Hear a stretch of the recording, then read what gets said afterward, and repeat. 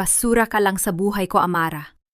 Ang bulyaw ni Nico, habang suot ng kabit niyang si Bianca, ang singsing ng namayapa kong ina. Sa loob ng mismong bahay na pundasyon ng aking dugo at pawis, tinalikuran ako ng lalaking pinagkatiwalaan ko ng lahat. Ngunit, nagkakamali sila. Ang aking pananahimik ay hindi kahinaan, kundi ang mitsa ng kanilang pagguho. Sino ang titira sa kalsada bukas? Huwag kang mag-alala, Bianca. Konting tiis na lang at magiging ate na rin ang buong ari-arya ng mga Villafuerte. Masyadong nabulag si Amara sa pag-ibig, kaya madali siyang paikutin. Ang akala niya, ako ang kanyang sandigan. Ngunit hindi niya alam na ako ang magiging mitsa ng kanyang pagbagsak. Ang mga salitang iyon, na binigkas sa isang tono ng mapait na pananabik, ay tila mga punyal na bumaon sa puso ni Amara Villafuerte. Nakatayo siya sa labas ng pintuan ng kanilang sariling villa sa Tagaytay, ang tanging alaala na iniwan ng kanyang yumaong ina. Sa kanyang mga kamay ay hawak niya ang isang kahon ng mamahaling cake at isang bote ng alak. Nakahanda sanang sorpresahin ang kanyang asawa para sa kanilang anibersaryo. Ngunit sa halip na yakap at halik, ang malamig na katotohanan ng pagtataksil ang sumalubong sa kanya. Ang ulan sa labas ay tila nakikiramay sa kanyang nararamdaman. Ang malamig na simoy ng hangin ng Tagaytay ay humahampas sa kanyang balat. Ngunit mas matindi ang ginaw na nanunuot sa kanyang mga buto dahil sa narinig. Ang kislap ng mga bituin sa langit ay tila naglaho, pinalitan ng kadiliman na bumabalot sa kanyang pagkatao. Ang bango ng mga bulaklak ng sampagita na itinanim pa ng kanyang ina sa paligid ng villa ay tila naging amoy ng nabubulok na pangarap. Hon, are you sure? Baka mahalata niya yung mga binago nating document sa company. Narinig niyang sagot ng isang babae, si Bianca. Ang babaeng itinuring niyang kaibigan at pinagkatiwalaan sa marketing department. Ang tawa nito ay malutong, puno ng pangungutya. Na tila ba isang lason na kumakalat sa hangin? Trust me, baby. Amara is just a weak, emotional woman. She's so desperate for a family that she didn't even notice I've been draining her accounts for months. Ang kailangan lang natin ay ang huling pirma niya sa waiver na ito at tapos na ang laro. Magiging pulubi siya sa sarili niyang kaharian. Sagot ni Nico na may kasunod na tunog ng pag-untog ng mga baso ng kristal. Dahan-dahang nanghina ang mga tuhod ni Amara. Ang kahon ng cake na hawak niya ay unti-unting nayupi sa higpit ng kanyang pagkakahawak. Ang asukal at cream ay tila sumasagisag sa kanyang nadurog na puso. Nais niyang sumigaw. Nais niyang sipain ang pinto at kumprontahin ang dalawang taong pinakamahalaga sa kanya. Ngunit walang boses na lumalabas sa kanyang lalamunan. Ang kanyang paghina ay naging mabigat. Tila may malaking batong nakadagan sa kanyang dibdib. Ang bawat tibok ng kanyang puso ay naging isang masakit na paalala ng bawat sakripisyong ginawa niya para kay Nico. Iniwan niya ang kanyang mga pangarap na maging isang mahusay na pintor upang suportahan ang ambisyon ni Nico sa korporasyon. Ibinigay niya ang lahat, ang kanyang oras, ang kanyang yaman, at ang kanyang buong kaluluwa sa isang lalaking. Itinuring lang siyang isang haddan patungo sa kapangyarihan. Sa gitna ng kanyang pananahimik, sa likod ng pintuang, iyon na naging saksi sa kanyang mga pinakamasayang alaala. Kasama ang kanyang ina, naramdaman ni Amara ang isang kakaibang pakiramdam. Hindi lamang ito lungkot, kundi isang nagbabagang apoy na nagsisimulang mag-alab mula sa abo ng kanyang pagkawasak. Ang kanyang mga luha, na kanina pa gustong pumatak, ay nanatili sa kanyang mga mata, tila nagiging kristal sa tindi ng kanyang determinasyon. Lumingala siya sa madilim na langit, habang ang mga patak ng ulan ay humahalo sa kanyang pawis. Ang villa na ito, na binuo sa pagmamahal at dangal ng kanyang pamilya, ay kasalukuyang binababoy ng isang pengengeng-gengere at isang ahas. Ang bawat sulok ng bahay na ito ay may kwento ng kanyang pagkabata, ng mga turo ng kanyang ama tungkol sa integridad, at ng mga yakap ng kanyang ina na puno ng proteksyon. Ibinaling niya ang kanyang tingin sa hawak niyang bote ng alak. Isang mapait na ngiti ang sumilay sa kanyang mga labi. Ang gabi na dapat ay puno ng selebrasyon ay naging gabi ng pagluluksa para sa babaeng namatay sa loob niya. Ang Amara na naniwala sa mga fairy tale. Ngunit sa kanyang pagkamatay, isang bagong Amara ang isinisilang. Isang tanong ang paulit-ulit na umalingaw-ngaw sa kanyang isipan. Tila isang sumpa na kailangang bigyang kasagutan. Hanggang saan nga ba kayang magtiis ng isang pusong itinuring na tahanan ng isang impyerno? At kailan magsisimulang gumuhit ng sariling tadhana ang isang reynang ninakawan ng kanyang korona? Nananatili siyang nakatayo roon, mag-isa sa dilim at ulan, habang ang tunog ng tawanan sa loob ay unti-unting nalulunod sa dagundong ng kanyang sariling paninindigan. Ang bawat patak ng ulan sa bubong ng villa ay tila isang babala para sa mga taong nasa loob, na ang bagyong darating ay hindi mula sa langit, kundi mula sa babaeng akala nila ay tuluyan na nilang napaamo. Masyado kayata ang pagod, Han. Bakit parang namumutla ka at wala sa sarili? Are you sure you're okay? Baka naman kailangan mo nang magpahinga at hayaan mo na sa akin ang pag-aasikaso ng mga papeles sa opisina. Ang malambing na tinig ni Nico ay tila isang haplos ng sutla sa balat. Ngunit para kay Amara, bawat salitang lumalabas sa bibig ng kanyang asawa ay tila isang tulo ng asido na unti-unting tumutunaw sa kanyang pagkatao. Nakaupo sila sa hapagkainan ng kanilang bahay sa Maynila, ilang oras matapos ang kanyang masakit na pagtuklas sa Tagaytay. Nakasuot pa rin si Nico ng kanyang mamahaling suit, ang hitsura ng isang matagumpay at mapagmahal na asawa na walang ibang hangad kundi ang kabutihan ng kanyang kabiyak. Tumingin si Amara sa kanyang plato, kung saan ang pagkain ay tila naging abo sa kanyang paningin. Hindi siya kumikibo, hinahayaan ang katahimikan na maging kalasag laban sa panghinginig ng kanyang mga kamay. Sa ilalim ng mesa, mahigpit niyang kinukurot ang kanyang sariling hita. Ginagamit ang pisikal na sakit upang pigilan ang pagsabog ng kanyang emosyon. Kailangan niyang maging isang mahusay na aktres. Kailangan niyang isuot ang maskara ng isang mahina at nagtitiwalang asawa na pilit na binuo ni Nico sa loob ng maraming taon. I'm just a bit overwhelmed, Nico. Marahil ay tama ka. Baka kailangan ko lang ng pahinga. Mahinang sagot ni Amara. Ang kanyang boses ay sadyang ginawang paos at puno ng pag-aalinlangan. Inangat niya ang kanyang paningin at pilit na ngumiti, isang ngiting hindi umabot sa kanyang mga mata na puno ng nakatagong pait. Lumapit si Nico at hinawakan ang kanyang balikat. Ang init ng palad nito ay nagdulot ng kilabot sa buong katawan ni Amara. Naalala niya kung paanong ang mga kamay na ito ay yumakap kay Bianca sa Tagaytay. Kung paanong ang mga daliring ito ay humahaplos sa buhok ng ibang babae habang ang kanyang sariling asawa ay itinuturing na lamang na isang kasangkapan. I hate seeing you like this, sweetheart. Alam mo namang ayaw kitang nahihirapan. Just sign those proxy forms I left in the study later, okay? Para hindi mo na kailangang pumunta sa board meeting bukas. Ako na ang bahala sa lahat. I will protect your family's legacy. Promise. Bulong ni Nico. Ang kanyang hininga ay amoy alak at kasinungalingan. Ito ang sininang gaslighting na perpektong natutunan ni Nico. Ang pagpapaikot sa katotohanan hanggang sa maniwala ang biktima na ang kanyang kaligtasan ay nakasalalay sa kamay ng kanyang mananakop. Ngunit sa pagkakataong ito, ang bawat salita ni Nico ay nagsilbing babala kay Amara.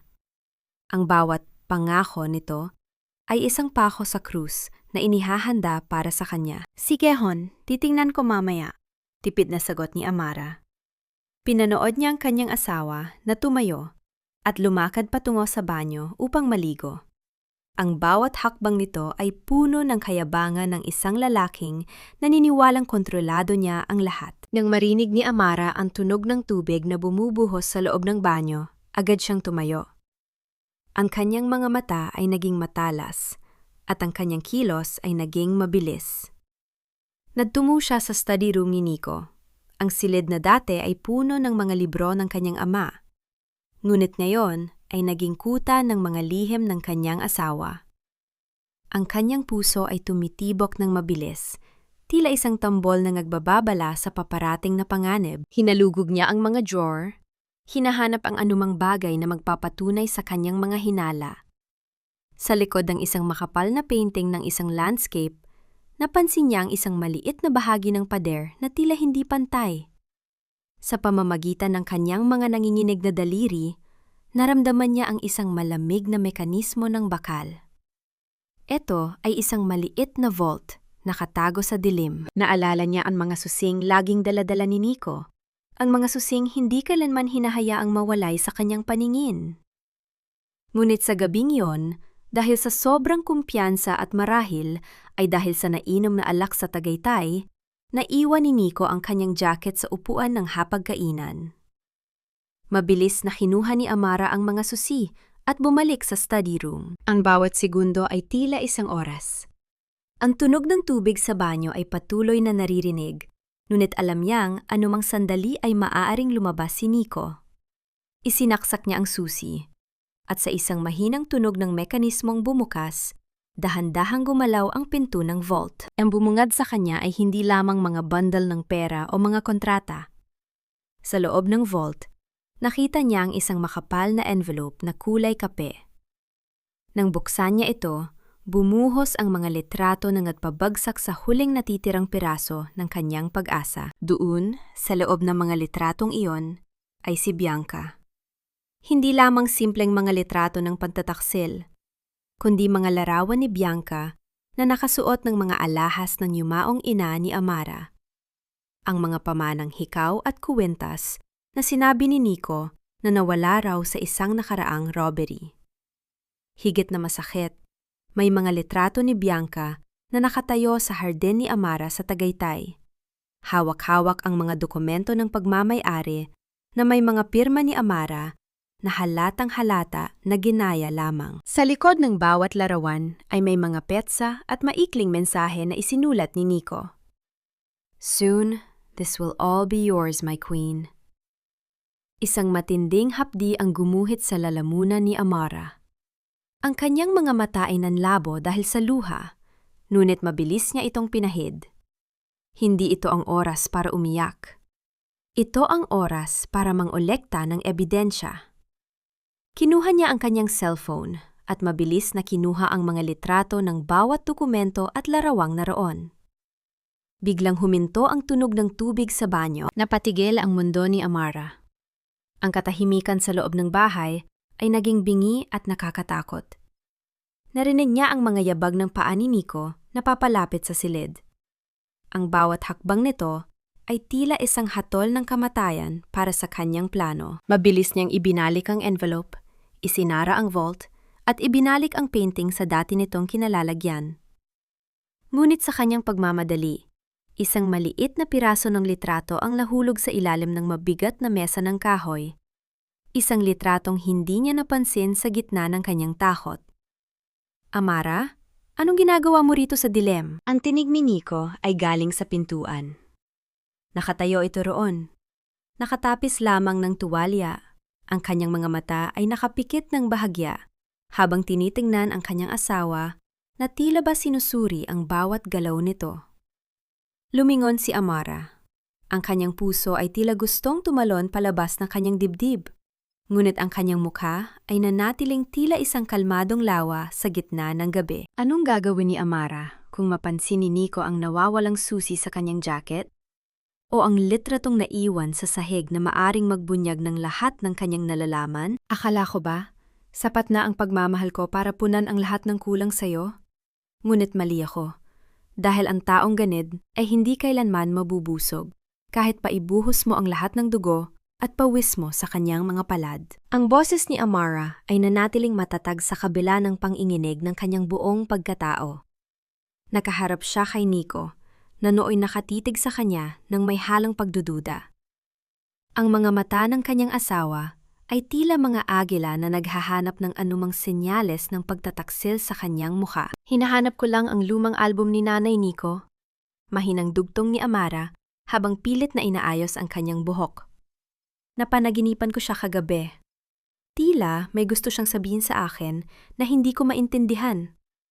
Pakiramdam ko, lalo akong nang umulila sa kanya na yung malapit na ang anibersaryo ng kanyang pagpanaw. Ang tensyon sa hangin ay tila isang lubid na unti-unting napapatid. Bahagyang lumambot ang ekspresyon ni Nico. Isang pilit na buntong hininga ang kumawala sa kanyang mga labi bago siya lumapit at dahan-dahang hinaplos ang pishingi ni Amara. Amara, sweetheart. Masyado ka lang emosyonal. Sabi ko naman sa'yo, let the past be. Narito ako para alagaan ka. Huwag mo nang pahirapan ang sarili mo sa mga gamit na magpapaalala lang sa'yo ng kalungkutan. Sabi ni Nico, ang kanyang boses ay puno ng mapagkunwaring malasakit. Halika na, matulog na tayo. Marami pa tayong gagawin bukas para sa kumpanya. Tumango lamang si Amara at sumunod sa silid. Ngunit ang kanyang isipan ay malayo sa kapayapaan. Nang masiguro niyang malalim na ang tulog ni Nico, dahan-dahan siyang bumangon at lumabas ng bahay. Tinahak niya ang madilim na landas patungo sa maliit na silid sa likod ng malawak na harden.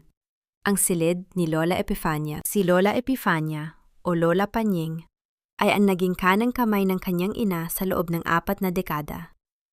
Siya ang nakasaksi sa bawat tawa at iyak ng pamilya Villafuerte. Nang pumasok si Amara, nadatnan niya ang matanda na nakaupo sa tabi ng isang maliit na lampara. Tila ba naghihintay sa kanyang pagdating? Alam kong darating ka, ana, bungad ni Lola Panying. Ang kanyang tinig ay tila kaluskos ng mga tuyong dahon, puno ng karunungan at pait. Nakikita ko sa iyong mga mata ang dilim na matagal ng pilit na itinatago ng bahay na ito. Napaluhod si Amara sa paanan ng matanda at ibinaon ang kanyang mukha sa mga tuhod nito. Doon, sa piling ng tanging taong tunay na nakakakilala sa kanya, ay tuluyan ng bumuhos ang mga luhang kanina pa niya pinipigilan. Ang bawat hagulgol ay tila isang paghingi ng tawad sa kanyang sarili at sa kanyang yumaong ina. Lola, niloloko nila ako. Si Nico at si Bianca, pinaplano nilang kunin ang lahat.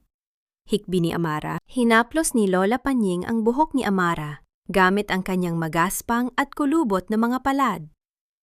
Katahimikan ang namayani sa pagitan nila, kung saan ang tanging maririnig ay ang malalim na paghinga ng matanda at ang mahinang paghikbi ng renang na wala ng korona. Bago pumanaw ang iyong ina, Amara, mayroon siyang isang kutob na hindi niya maipaliwanag tungkol sa iyong asawa.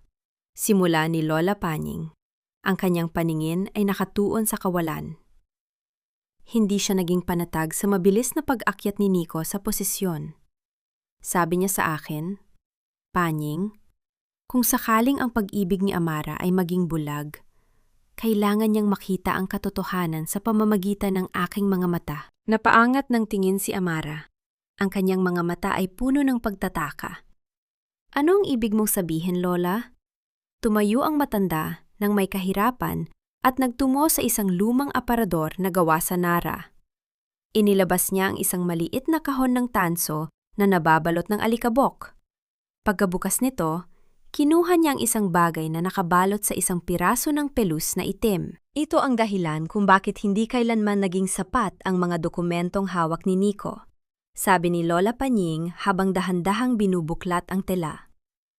Inilantad ng matanda ang isang susi, isang lumang susi na gawa sa bakal, mabigat at puno ng kalawang. Ngunit sa kabila ng kalawang, meron itong kakaibang disenyo sa hawakan na tila isang korona. Ang susing ito ay hindi para sa anumang pinturito sa Maynila, Amara. Bulong ni Lola Panying, habang inilalagay ang susi sa nanginginig na palad ni Amara. Ito ang susi sa isang lihim na hindi naisama sa anumang opisyal na testamento. Isang huling regalo ng iyong ina na protektado ng isang sumpa para sa sinumang magtatangka nitong kuhanin ng walang karapatan. Napatitig si Amara sa susing hawak niya. Ang lamig ng bakal ay tila nagpadaloy ng kuryente sa kanyang mga ugat. Pakiramdam niya, ang susing ito ay hindi lamang susi sa isang silid, kundi susi sa kanyang sariling kalayaan at sa pagbagsak ng mga taong umabuso sa kanyang kabutihan. Saan ko ito gagamitin, Lola? Tanong ni Amara. Ang kanyang boses ay naging seryoso at puno ng determinasyon. Tumingin si Lola, Panying ng diretso sa kanyang mga mata. Ang kanyang mukha ay tila naging isang maskara ng babala. Bumalik ka sa Tagaytay, sa ilalim ng mga ugat ng matandang puno ng balete sa likod ng villa.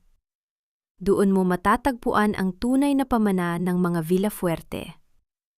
Ngunit mag-iingat ka, anak, dahil kapag binuksan mo ang pintuang yon, wala nang balikan. Malalaman mo ang lahat, pati na ang katotohanan tungkol sa pagkamatay ng iyong ina. Napatigil ang paghinga ni Amara. Ang kanyang mundo ay tila muling nayanig. Anong kinalaman ni Nico sa pagkamatay ng kanyang ina? At ano ang nakatago sa ilalim ng puno ng balete na mas mahalaga pa sa lahat ng kumpanya at yaman na kasalukuyang pinag-aagawan ng kanyang asawa at ng kalaguyon nito? Bagay ba sa akin, Amara? I think this necklace looks much better on me than it ever did on you.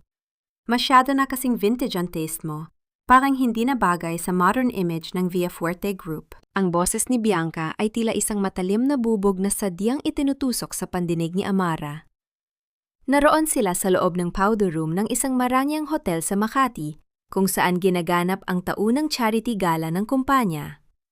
Sa labas, ang lahat ay bumabati kay Amara bilang reyna ng gabi. Ngunit dito sa loob, sa harap ng malaking salamin na nababalot ng ginto, ang kanyang kaibigan at empleyado ay tila isang ahas na naglalabas ng kanyang tunay na anyo. Tumingin si Amara sa salamin. Doon, sa leeg ni Bianca, ay kumikinang ang isang kwintas na gawa sa puting ginto at mga brilyante. Ito ang paboritong kwintas ng kanyang ina, ang huling regalo ng kanyang ama bago ito pumanaw. Sinabi ni Nico na nanakaw ito sa kanilang bahay noong nakaraang buwan. Ngunit narito ito ngayon, nakapulupot sa leeg ng babaeng unti-unting nagnanakaw ng kanyang buong buhay sa kabila ng naglalagablab na galit sa kanyang dibdib. Nanatiling kalmado ang mga kamay ni Amara habang inaayos niya ang kanyang lipstick. Ang kanyang puso ay tila isang ibon na nagpupumiglas sa loob ng isang masikip na hawla. Bawat tibok ay may kasamang hapdi na nagpapahina sa kanyang tuhod. Ngunit hindi niya hahayaang makita ng kaaway ang kanyang pagguho. Nico gave this to me as a performance bonus, Amara. Sabi niya, it's a waste kung nakatago lang sa vault nyo kung pwede namang isuot ng isang taong marunong magdala. Patuloy ni Bianca habang tinitingnan ang sarili sa salamin ng may halong kayabangan. Lumapit siya kay Amara at hinawakan ang buhok nito. Tila ba inaayos ang isang hibla? Ngunit ang kanyang mga kuko ay bahagyang bumaon sa anit ng kanyang amo. Hindi ka ba nagtataka, Amara? Why does he spend more time in my office than in your bedroom? Masyado ka kasing boring. You're just a trophy wife with a dead family legacy. Bulong ni Bianca. Ang kanyang hininga ay amoy mamahalin na champagne at lason. Namayani ng dahan-dahang kinuha ni Amara ang kamay ni Bianca mula sa kanyang buhok. Hindi niya ito tinampal. Sa halip, hinawakan niya ito ng mahigpit, ngunit puno ng lambing. Tila ba isang ate na nagpapaalala sa kanyang nakababatang kapatid. Inayos niya ang gusot sa mamahaling gown ni Bianca. Ang kanyang mga daliri ay banayad na dumaan sa tela na binili rin gamit ang pera ng mga Villafuerte. You're right, Bianca. Performance is everything in this industry. At sigurado ako, hinding-hindi makakalimutan ni Nico ang performance na ipinapakita mo sa kanya. Mahinahong sagot ni Amara. Ang kanyang boses ay tila isang malalim at tahimik na ilog. Enjoy the night. Sabi nga nila, ang mga hiram na hiyas ay mas lalong kumikinang kapag malapit na itong bawiin ng tunay na may-ari. Nakita ni Amara ang panandaliang pagkagulat at takot sa mga mata ni Bianca. Ngunit mabilis itong napalitan ng isang mapait na ngiti.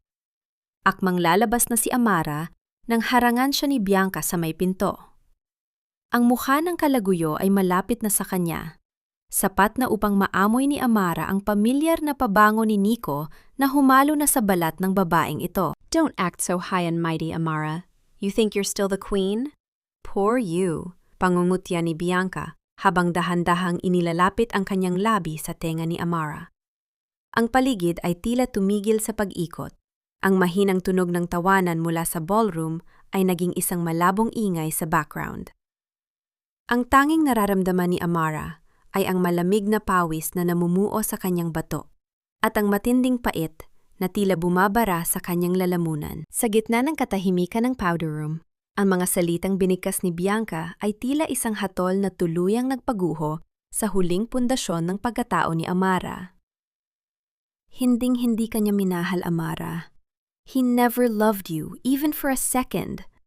Ang tanging minahal niya sa'yo ay ang pera mo at ang pangalang Villafuerte na ginamit niyang tuntungan para makaakyat sa tuktok.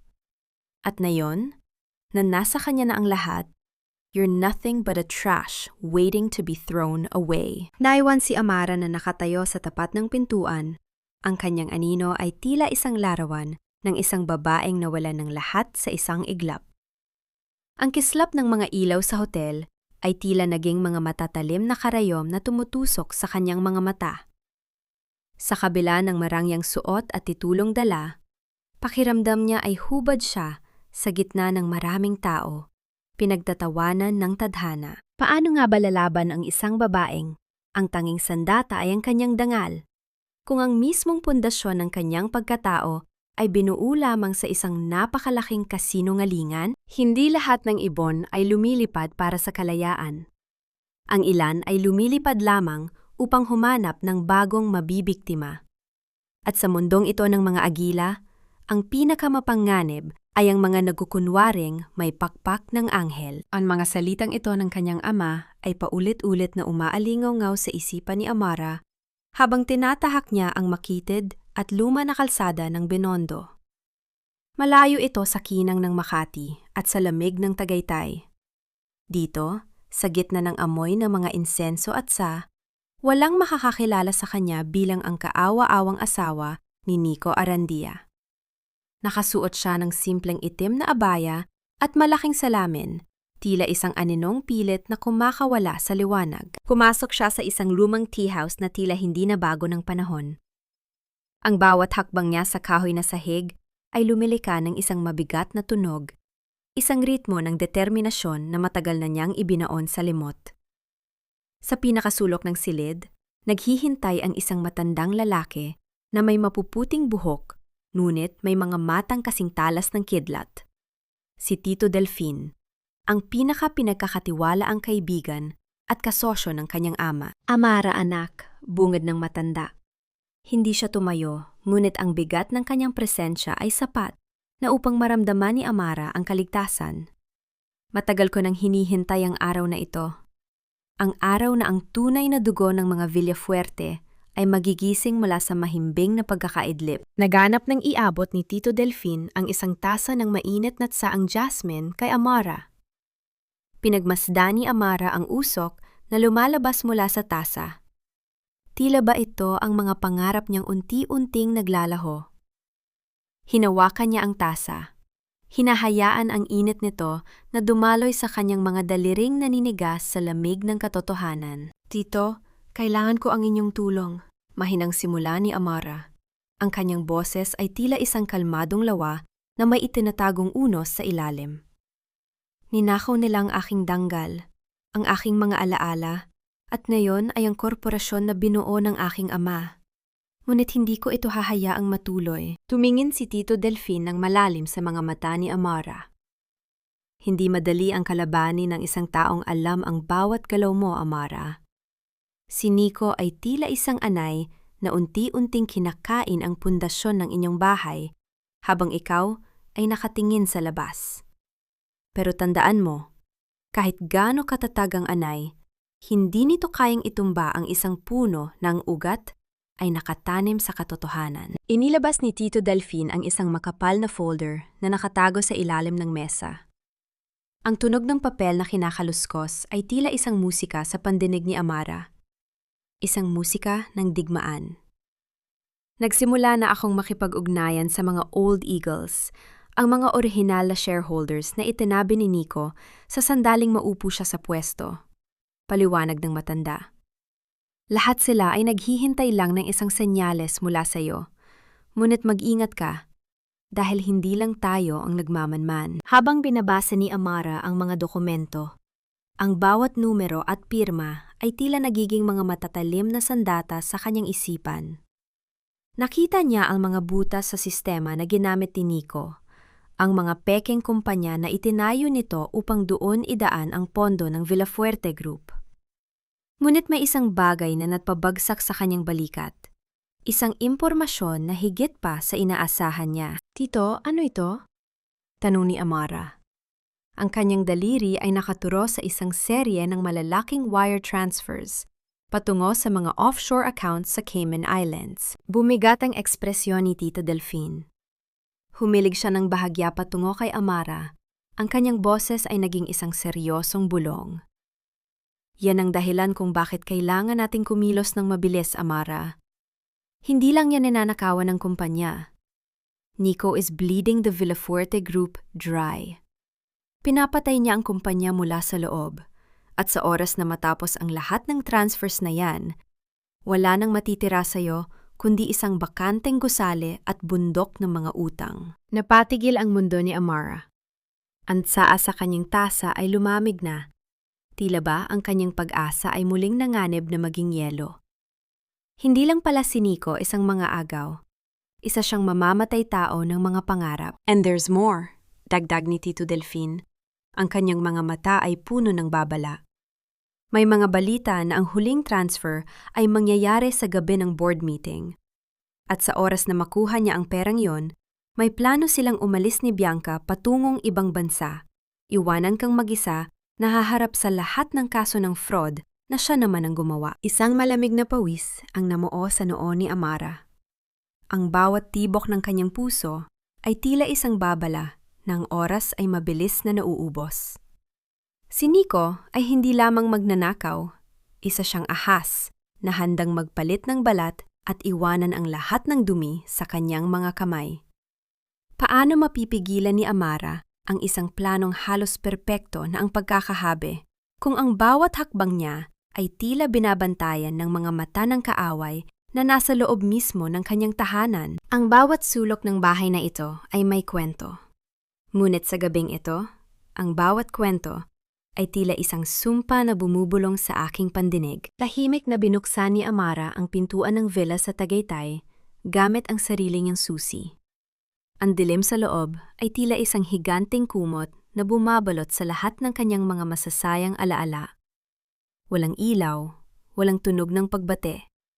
Tanging ang malakas na pagtibok ng kanyang puso ang nagbibigay ng ritmo sa nakabibinging katahimikan. Narito siya upang hanapin ang mga dokumentong nabanggit ni Tito Delphine. Ang mga ebidensya ng bleeding na ginagawa ni Nico sa kumpanya na malamang ay itinatago nito sa silid na dati ay pag-aari ng kanyang ina. Naglakad siya patungo sa library. Ang kanyang mga hakbang ay banayad. Tila isang aninong ayaw gumising sa mga multo ng nakaraan. Huminto sa kanya nang dumaan siya sa harap ng isang malaking bintana kung saan sumisilip ang liwanag ng buwan. Naalala niya kung paano sila rito nakatayo ni Nico noong gabi ng kanilang kasal. Nangako ang lalaki na ang bahay na ito ay mananatiling santuwaryo ng kanilang pagmamahalan. Isang mapait na buntong hininga ang kumawala sa kanyang mga labi. Ang santuwaryon iyon ay isa na ngayong pugad ng katoksilan. Nang makarating sa silid ng kanyang ina, agad ang hinanap ang lihim na lagusan na itinuro sa kanya ni Lola Panying. Sa likod ng isang dambuhalang aparador ng mga libro, may isang maliit na bahagi ng dingding na kapag idiniin ay dahan-dahang bumubukas.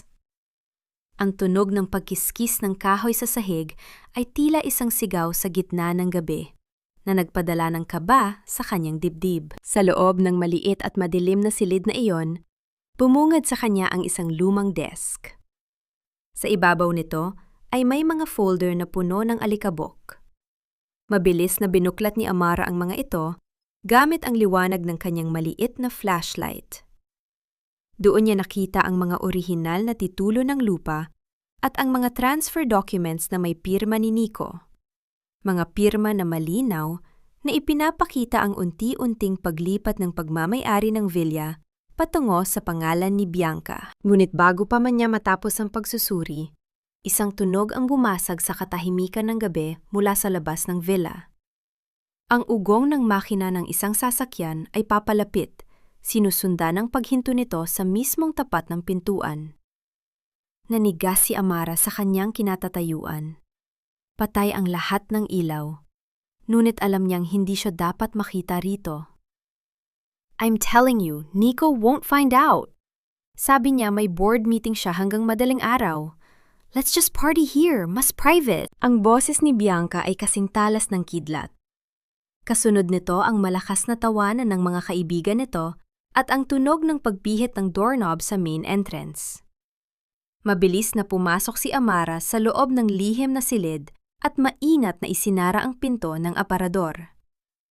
Sa loob ng maliit na espasyo, ang hangin ay naging manipis at amoy alikabok. Ang bawat paghinga niya ay tila isang panganib na maaaring makapagbunyag ng kanyang kinaroroonan. Mula sa maliit na siwang sa pagitan ng mga libro, nakita ni Amara ang pagpasok niya na Bianca sa library. Nakabukas na ang mga ilaw at ang marangyang silid ay tila naging entablado ng isang bastos na pagdiriwang. Si Bianca ay may hawak na baso ng alak. Ang kanyang mga kilos ay puno ng kapangyarihang hindi naman sa kanya. Soon, I'll redecorate this whole place. Tatapon ko lahat ng mga lumang gamit na ito. Masyadong amoy matanda, amoy Amara. Wika ni Bianca habang hinihimas ang mamahaling mesa ng ina ni Amara.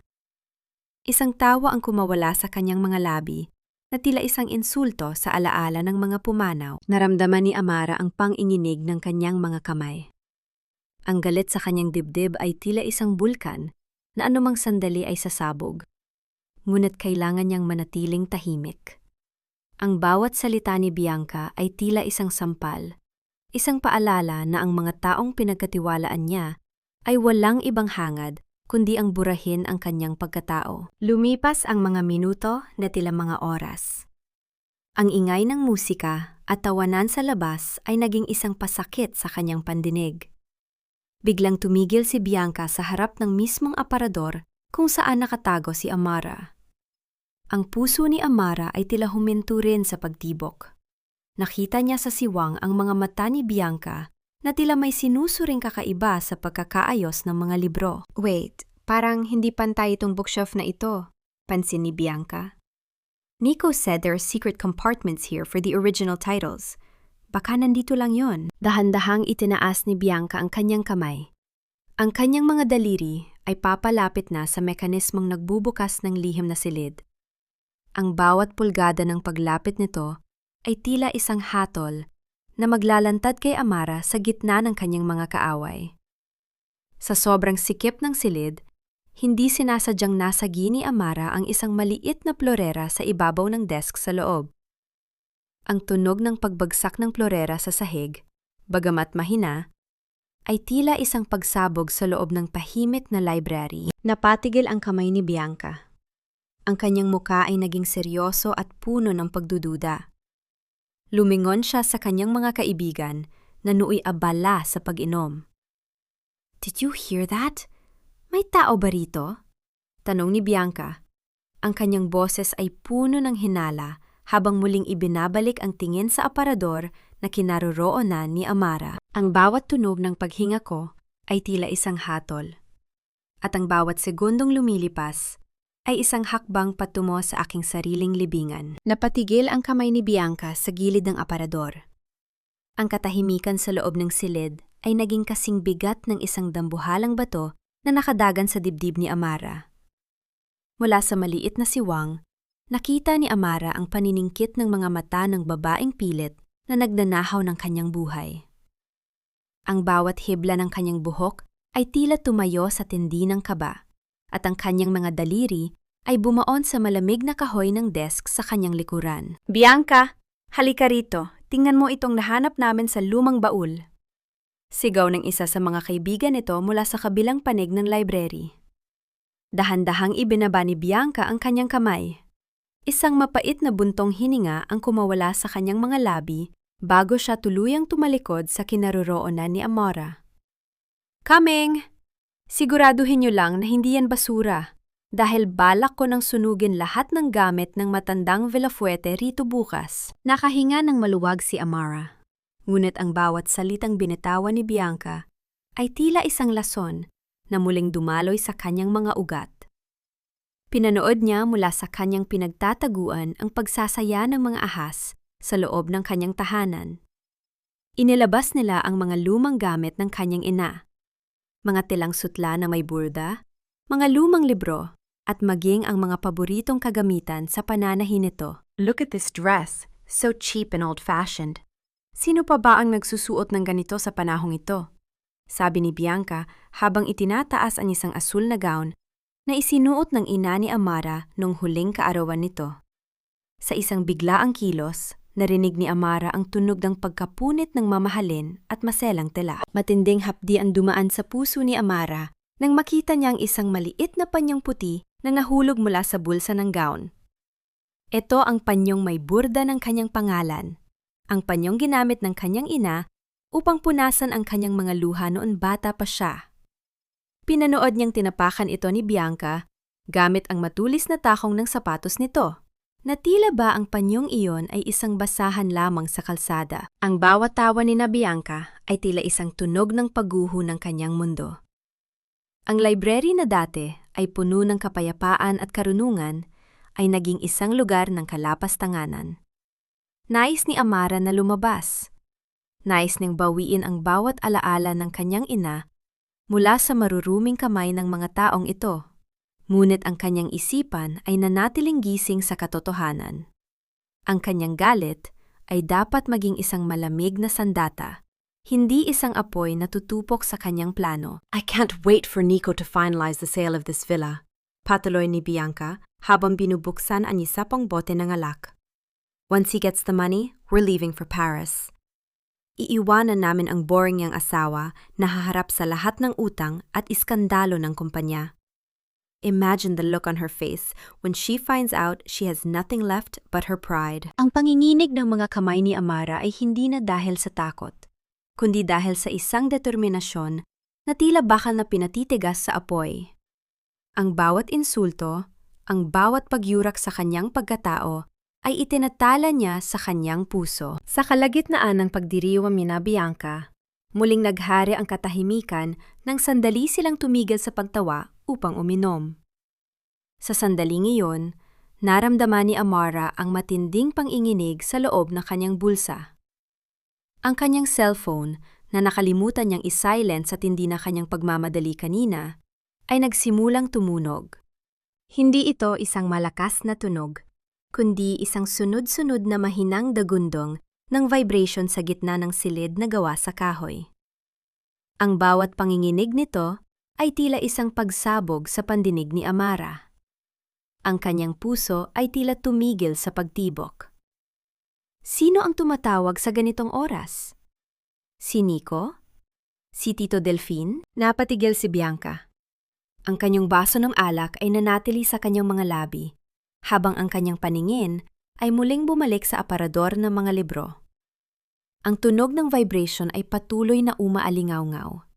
Isang mechanical na tunog na hindi maaaring magmula sa isang lumang bahay. Wait, hear that? Bulong ni Bianca sa kanyang mga kaibigan. Parang may nagba-vibrate na phone. Dahan-dahang lumapit si Bianca sa aparador. Ang kanyang mga hakbang ay banayad, tila isang pusa na nagmamanman sa kanyang biktima. Sa bawat segundo ng kanyang paglapit, ang tunog ng vibration ay tila lalong lumalakas sa pandinig ni Amara. Wala siyang mapagtataguan. Wala siyang takas. Hinawakan ni Bianca ang gilid ng bookshelf. Ang kanyang muka ay puno ng isang mapait na pananabik, ang pananabik ng isang taong alam na meron siyang nadiskubreng lihim. Sino ang narito? Lumabas ka kung ayaw mong tawagin ko ang mga pulis, sigaw ni Bianca, habang ang kanyang kamay ay nagsisimulang hilahin ang aparador na naghihiwalay sa kanila. Sino ang narito? Lumabas ka kung ayaw mong tawagin ko ang mga pulis. Ang boses ni Bianca ay umalinganggaw sa buong library. Naramdaman ni Amara ang paggalaw ng aparador. Ang kanyang hininga ay halos maging yelo. Ang kanyang isipan ay naghahanda na sa isang marahas na komprontasyon. Ngunit bago pa man tuluyang mahila ni Bianca ang lihim na pinto, isang matalim na liwanag ng kidlat ang pumunit sa kalangitan. Kasunod ang isang dambuhalang dagundong ng kulog na nagpayanig sa buong pundasyon ng villa. Kasabay ng pag-ihip ng malakas na hangin, Mula sa naiwang bukas na bintana, biglang namatay ang lahat ng ilaw. Binalot ng matinding kadiliman ang buong silid. Narinig ni Amara ang matinis na tili ng takot mula kay Bianca at ang magkakasunod na pagbagsak ng mga basong na basag sa sahig. Ito na ang pagkakataon. Ginamit ni Amara ang kaguluhan upang kumilos. Gamit ang kanyang kabisadong memorya mula sa mga kwento ni Lola Panying, mabilis niyang pinihit ang isang kalawanging trangka sa sahig ng lihim na silid. Bumukas ito patungo sa isang makitid at madilim na lagusan na diretsong palabas sa likod ng hardin ng villa. Habang umaalingaw-ngaw ang kalituhan sa itaas, tahimik na gumapang palabas si Amara. Ang malamig na putik at ulan ay dumikit sa kanyang balat, ngunit ang lamig na ito ay nagbigay ng bagong alab sa kanyang determinasyon. Nakatakas siya. Dala ang mga impormasyong tuluyang magpapabagsak sa mga wad na hari at reyna ng kanyang buhay. Kinaumagahan, malayo sa mga pamilyar na matang sumusubaybay sa kanya sa Makati, nakaupo si Amara sa isang pribadong silid ng isang tahimik na hotel sa Ortigas.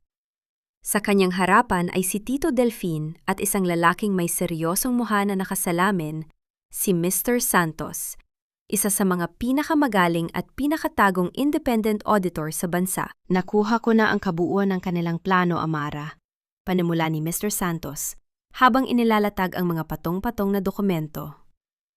Lahat ng pera, mula sa mga subsidiary companies ng Villafuerte Group, ay dahan-dahang inililipat ni Nico sa 3 offshore accounts sa ilalim ng pangalan ni Bianca.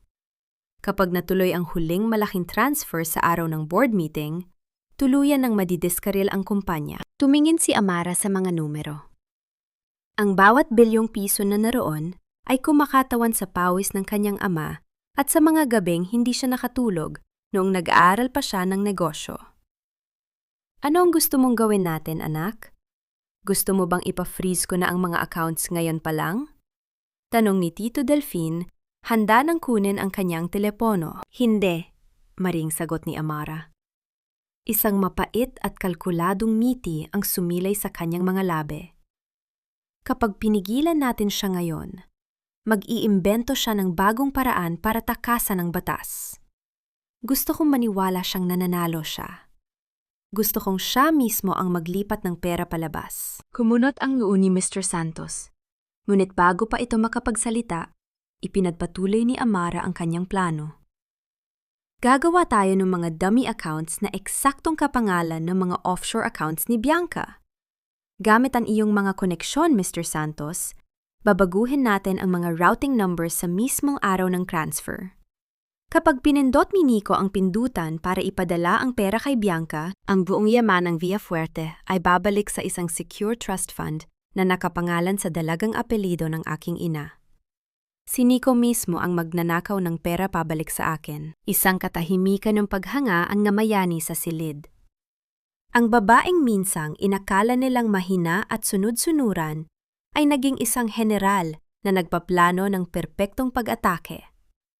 Kinagabihan, bumalik si Amara sa kanilang bahay sa Maynila. Nadatnan niya si Nico sa sala, mukhang pagod at abala sa pagbabasa ng mga kontrata. Ipinagtimpla niya ito ng kape.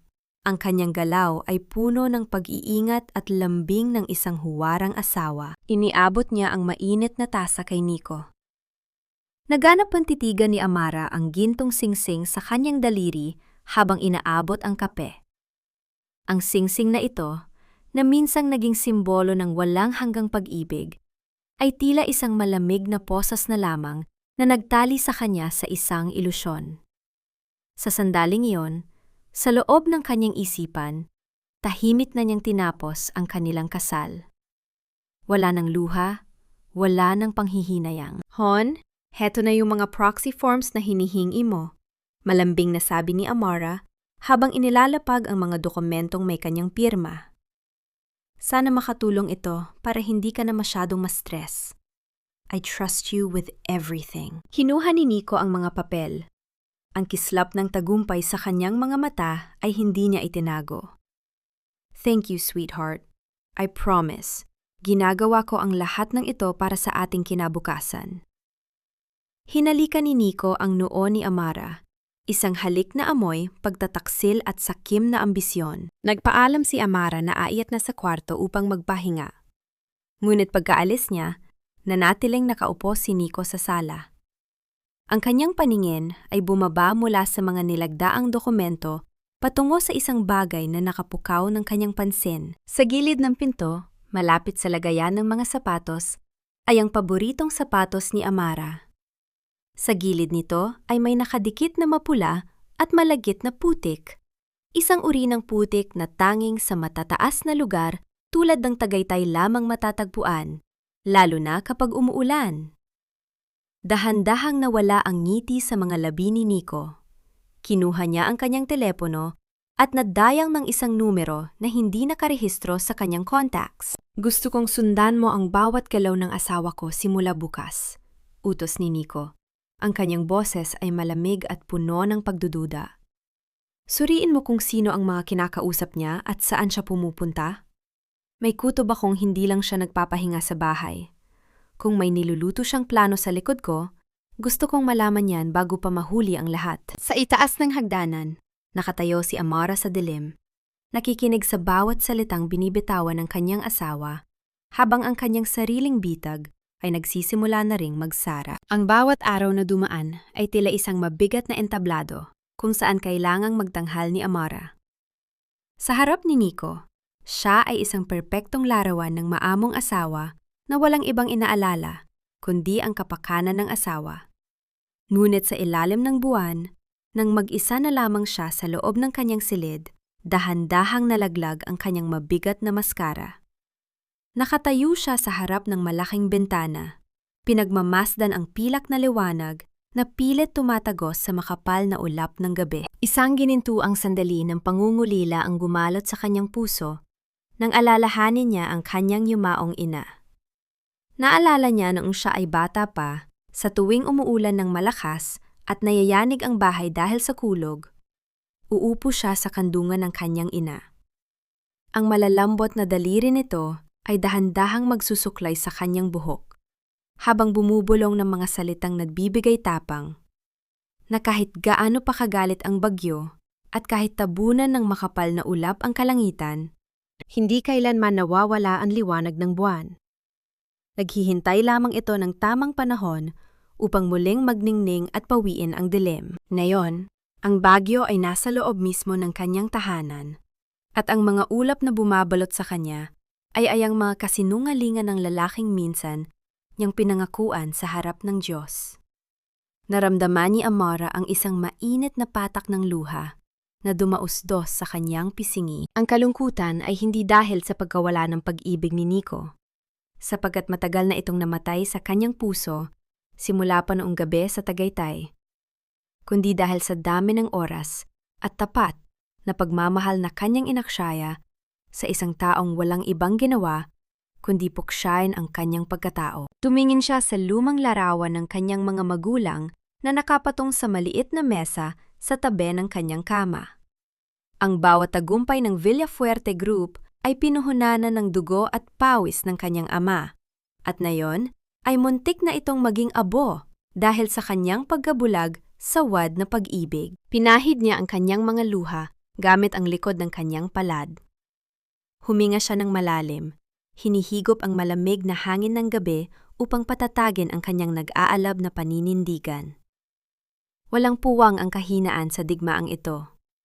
Siya ang huling tagapagmana ng mga Villafuerte at oras na upang patunayan na karapat-dapat siya sa apelidong kanyang dala. Buhay pa ang buwan, naghihintay lang ng tamang sandali para maghigante. Kinabukasan, ang umaga ay nagdala ng isang panibagong hamon na labis na yumanig sa kanyang katatagan.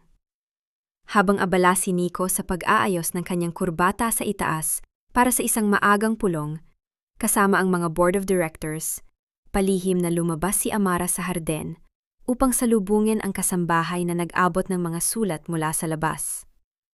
Sa gitna ng mga karaniwang bayarin at makukulay na imbitasyon, may isang maitim na sobre na walang pangalan o tirahan nang nagpadala. Tanging ang kanyang pangalan lamang ang nakasulat sa labas gamit ang isang maputlang tinta. Dinala niya ito sa loob ng kanyang silid.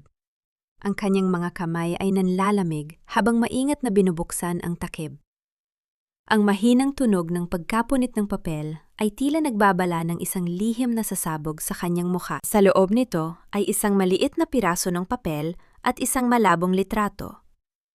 Kumabog ng napakabilis ang dibdib ni Amara nang makita niya ang larawan. Ito ay kuha niya mula sa malayo habang naglalakad siyang nakayuko papasok sa lumang tea house sa Binondo, ang lugar kung saan niya lihim na kinatagpo si Tito Delfin upang buuin ang kanilang plano. At sa ilalim ng litrato, nakasulat ang mga salitang nagpatindig sa lahat ng balahibo sa kanyang katawan. Alam ko kung anong ginagawa mo, Amara. Magkita tayo bukas ng gabi sa lumang bodega ng inyong kumpanya o makakarating ang litratong ito kay Nico bago pa man sumikat ang araw. Muling nag-iba ang ihip ng hangin. May isang aninong nakamasid sa kanyang bawat galaw. Isang taong maaring sumira sa lahat ng kanyang pinaghirapan o maaring maging isang hindi inaasahang kakampi. Ang katapatan ng isang bayarang anino ay laging nakadepende sa kung sino ang may hawak ng mas malaking halaga. Bumaba si Amara mula sa kanyang sasakyan. Ang lamig ng gabi ay humahaplos sa kanyang balat. Habang naglalakad siya papasok sa abandonadong bodega ng kumpanya. Ang amoy ng kalawang at lumang kahoy ay sumalubong sa kanya. Mula sa likuran ng isang malaking tambak ng mga sirang kagamitan, lumabas ang isang lalaking nakasuot ng itim na jacket. Siya ang private investigator na palihim na inupahan ni Nico upang subaybayan ang bawat galaw niya. Magkakano? Malamig na tanong ni Amara. Ang kanyang boses ay hindi kakikitaan ng anumang takot o pagkabigla. Ngumisi ang lalaki, tila isang ahas na nakakita ng kanyang biktima. Matalino si Sir Nico, pero mas matalino pala ang asawa niya. Bigyan mo ako ng 2 milyong piso. At hindi makakarating sa kanya ang mga litratong ito na kasama mo ang mga kalaban niya sa kumpanya. Isang kalmadong ngiti ang sumilay sa mga labi ni Amara. Inilabas niya mula sa kanyang malaking bag ang isang makapal na brown envelope at inihagis ito sa paanan ng lalaki. Ang mabigat na pagbagsak ng pera sa maalikabok na sahig ay tila isang musika ng kapangyarihan at awtoridad. Mayroong 3 milyon dyan. Doble sa ibinabayad sa iyo ng asawa ko. Matapang na pahayag ni Amara. Ang kanyang mga mata ay nag-aapoy sa paninindigan. Simula ngayon, ang ibibigay mong report kay Nico ay puro pagbisita ko sa simbahan at pag-iyak sa sementeryo.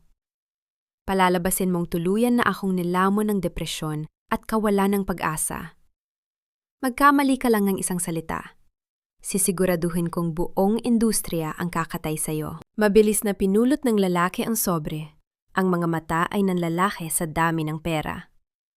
Tumango siya ng sunod-sunod bilang pagsang-ayon, tuluyang nabili ng yaman ng mga Villafuerte. Natapos ang maliit na banta at ngayon, ang kalaban mismo ang nagbibigay ng pekeng kapanatagan kay Nico. Kinabukasan ng gabi, ang buong mansyon sa Maynila ay napuno ng halimuyak ng mamahaling pagkain at mga imported na bulaklak. Nagpa-cater si Nico ng isang marangyang hapunan para sa kanilang 2 lamang. Nakasuot siya ng isang mamahaling suit, ang kanyang buhok ay maayos na nakasuklay at ang kanyang mukha ay nagliliwanag sa wad na tagumpay. Kausap pa niya si Bianca sa telepono bago bumaba si Amara mula sa hagdanan. Everything is perfect, baby. Nakausap ko na ang investigator. Wala tayong dapat ipag-alala. Nabaliw na yata talaga sa lungkot ang asawa ko. Mamayang gabi, nakapangalan na sa atin ang lahat. Mag-empake ka na para sa Paris. Bulong ni Nico na may halong pagmamalaki at kayabangan. Nang makita niyang pababa na si Amara, mabilis ning ibinaba ang telepono at sinalubong ang asawa ng isang mahigpit na yakap. Ang pabango nitong matapang ay muling nagpaalala kay Amara sa baho ng pagtataksil na nasaksihan niya sa Tagaytay. Inalalayan siya ni Nico patungo sa hapagkainan, pinagsilbihan ng masarap na alak at sinabuyan ng mga matatamis na salitang punong-puno ng lason. Sweetheart, Alam kong nahihirapan ka pa rin sa pagkawala ni Mami. Kaya naman inayos ko na ang lahat para sa'yo. Para hindi ka na ma-stress sa mga demands ng Board of Directors, kailangan mo na lang pirmahan itong huling Master Deed of Assignment. Malambing na wika ni Nico habang dahan-dahang inilalapag ang isang makapal na folder sa harap ni Amara. Ililipat nito ang 51% ng voting rights sa pangalan ko, upang ako na ang sumagot sa lahat ng problema natin. Ako ang magiging kalasag mo, Amara. Ako na ang bahala sa lahat. Tinitigan ni Amara ang dokumento. Ang bawat pahina nito ay maingat na inihanda upang alisan siya ng kapangyarihan, upang gawin siyang isang pulubi sa sarili niyang kaharian. Ngunit hindi alam ni Nico na ang account numbers at mga sugnay na nakalagay roon ay lihim ng nabago ni Mr. Santos at ng kanyang mga abogado. Ito ang bitag na mismo si Nico ang naghanda. Naganap ng kunin ni Amara ang ginintuang fountain pen mula sa kamay ni Nico. Hinaplos niya ang makinis na katawan ng ballpen, ramdam ang lamig ng bakal. Naalala niya kung paano itinuro ng kanyang ama ang pagpirma ng kanyang buong pangalan ng may taas no at dangal, isang paalala na ang bawat letra ay nagdadala ng bigat ng kanilang pamilya. Ngayon, gagamitin niya ang mismong pangalang yon upang isara ang bitag sa leeg ng lalaking sumira sa kanyang buhay. Dahan-dahan niyang iginuhit ang kanyang pirma sa ibabaw ng bawat linya. Ang dulo ng ballpen na dumidiin sa papel ay tila humuhukay ng sariling libingan ni Nico. Nang matapos siya, itinaas niya ang kanyang paningin. Ibinigay niya ang dokumento pabalik kay Nico, kasabay ng isang napakatamis, ngunit nakakikilabot ng ngiti na puno ng misteryo. I trust you with everything, Nico. Sayo na ang kumpanya. Malambing na blow ni Amara habang tinititigan ng diretso ang mga mata ng asawa na tila binabasa ang kaluluwa nito. Kinuha ni Nico ang dokumento. Ang kanyang dibdib ay umumbok sa sobrang kagalakan at pag-aakala na hawak na niya ang buong mundo. Nanalo siya. Yon ang akala niya. Ngunit habang mabilis na tumalikod si Nico upang itabi ang mga papel sa kanyang vault, nanatili ang ngiti sa mga labi ni Amara. Hindi batid ng lalaki na ang bawat segundong lumilipas ay pag-ikli ng pisi na malapit ng pumulupot sa kanyang leeg. Sa tingin mo ba, Amara, sapat ng pasasalamat para sa lahat ng ibinigay mo sa akin? Hindi mo alam kung gaano ako kasabik na simulan ang bagong yugto ng ating buhay. Ang buhay na kung saan wala ka ng kailangang ipag-alala pa. Ang boses ni Nico ay puno ng malisya habang dahan-dahan niyang hinihiwa ang steak sa kanyang plato. Ang tunog ng pagkiskis ng kutsilyo at tinidor sa mamahaling porselana ay tila isang babala ng paparating na unos. Narito sila sa hapagkainan ng Mansyong Villafuerte at sa gabing ito, nagpasya si Nico na dalhin ang pinagkakatiwalaang empleyado ng kumpanya, si Bianca. Nakaupo si Bianca sa tapat ni Amara. Suot ang isang pulang damit na kasing tingkad ng dugo. Sa kanyang leeg ay muling kumikinang ang kwintas ng ina ni Amara. Hindi na siya nagtatago. Ang kanyang mga mata ay puno ng mapang-uyam na tagumpay habang tinitingnan ang kaawa-awang asawa ng kanyang kabit. Hon, masyado ka namang seryoso. Amara knows that I'm just here to assist with the transition documents, right, Amara? Wika ni Bianca, sabay inom ng alak. Ang tunog ng paglunok nito ay tila isang insulto sa katahimikan ng silid. Naganap ng mapansin ni Amara ang isang maliit na mansanang sarsa sa gilid ng labi ni Bianca. Kinuha ni Amara ang kanyang table napkin. Ang bawat galaw niya ay puno ng marahan at aristokratikong dignidad. May dumi ka sa mukha, Bianca. Masyado ka kasing nagmamadaling ubusin ang pagkaing hindi naman para sa'yo. Napatigil si Bianca. Ang kanyang ngiti ay bahagyang naglaho. Ngunit mabilis na namagitan si Miko, hinawakan ang kamay ni Amara ng mahigpit. Masyadong mahigpit para sa isang mapagmahal na asawa. Hayaan mo na siya, sweetheart. Bianca is just excited. After all, the board meeting is tomorrow. The big day for Villafuerte Group. Or, should I say, Arandia Group? Tumawa si Nico, isang tawang puno ng kasakiman. Sa ilalim ng mesa, naramdaman ni Amara ang panginginig ng kanyang mga binti. Hindi dahil sa takot, kundi sa tindi ng pagkamuhi. Pinagmamasdan niya ang 2 taong ito na kumakain sa kanyang hapag, sa bahay na binuo ng pagmamahal ng kanyang mga magulang, habang pinaplano ang kanyang tuluyang pagkasira. Ang bawat tawa nila ay tila isang dumi na kumakalat sa bawat sulok ng silid. Biglang tumayo si Amara. Ang kanyang upuan ay lumika ng isang mahabang tunog ng pagkiski sa sahig ng Nara, na tila isang huling sigaw ng protesta. May nakalimutan pala akong ibigay sa iyo, Nico. Isang regalo para sa iyong tagumpay bukas. Naglakad siya patungo sa library at bumalik na may dalang isang maliit na kahon. Inilapag niya ito sa harap ni Nico. Nang buksan ito ng asawa, bumungad ang isang lumang relo, ang relo ng ama ni Amara. Ang mechanical na tunog ng pag-ikot ng mga gear nito ay maririnig sa gitna ng katahimikan, tila isang countdown patungo sa kapahamakan. That's a vintage Patek, Nico. Sabi ni Papa, ang relo na yan ay para lamang sa isang lalaking marunong rumespeto sa oras at sa mga taong nagbigay sa kanya ng pagkakataon, malambing na sabi ni Amara. Suotin mo bukas para maalala mo kung anong oras eksaktong nagbago ang tadhana mo. Kinuha ni Nico ang relo, ang kanyang mga mata ay nagniningning. Salamat, Amara. You really know how to be a supportive wife until the very end. Sa gitna ng kanilang usapan, biglang tumunog ang telepono sa loob ng library. Ang tunog ng pag-vibrate nito sa ibabaw ng kahoy na mesa ay tila isang hudyat. Ito ang tawag na hinihintay ni Amara. Excuse me, baka ang attorney yan, sabi ni Amara. Naglakad siya patungo sa library at sinagot ang tawag. Pagkalipas ng ilang minuto, bumalik siya sa hapagkainan. Ang kanyang muka ay tila isang pader na walang emosyon. Nico, tumawag ang attorney ng pamilya. May nakita raw silang error sa huling dokumentong nilagdaan ko kanina. Kailangan niya raw tayong makausap na yun din bago magsimula ang board meeting bukas ng umaga. Wika ni Amara. Ang kanyang boses ay puno ng misteryo. Napatayo si Nico. Ang kanyang muka ay biglang binalot ng kaba. Error? Anong error? Siguraduhin mong hindi yan makakaabala sa transfer ng pondo. Hindi ko alam, Nico. Sabi niya, may kinalaman daw ito sa isang clause na hindi napansin ni Mr. Santos. Something about a life insurance policy and a criminal liability attachment. Sagot ni Amara habang tinititigan ng diretso si Nico.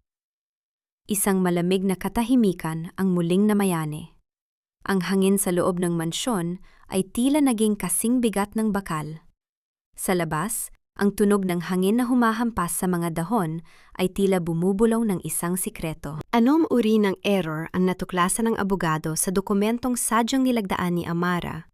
At sapat ba ito upang mapigilan ang paglipat ng bilyong-bilyong piso bago pa man tuluyang maglaho si Nico at Bianca sa dilim ng gabi? Ang bawat hakbang ni Amara sa makintab na sahig ng boardroom ay tila isang tunog ng hataw na umaalingaw sa buong palapag ng Villafuerte Tower.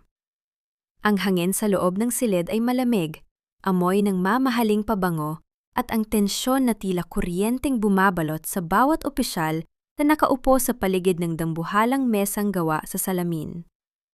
Sa dulo ng mesa, nakaupo si Nico. Ang kanyang mukha ay puno ng kayabangan.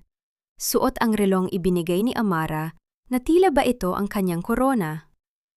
Sa tabi niya, naroon si Bianca. Kunwari ay abala sa kanyang tablet. Ngunit ang mapanirang ngiti sa kanyang mga labi ay hindi maikakaila. Ladies and gentlemen of the board, panyumula ni Nico. Ang kanyang boses ay malakas at puno ng otoridad na hindi naman sa kanya. Dahil sa kasalukuyang kalagayan ng kalusugan ng aking asawa, formal na niyang inilipat sa akin ang lahat ng kanyang voting rights at kapangyarihan sa kumpanya. Ngayong araw, sisimulan natin ang paglipat ng mga pondo patungo sa ating mga bagong international partners upang masiguro ang kinabukasan ng ating imperyo. Katahimikan ang namayani ng ilapat ni Nico, ang kanyang daliri sa keyboard ng kanyang laptop. Handa ng pindutin ang huling command para sa wire transfer ng bilyong-bilyong piso. Tumingin si Amara sa kanyang asawa. Nakita niya ang kasakiman sa mga mata nito.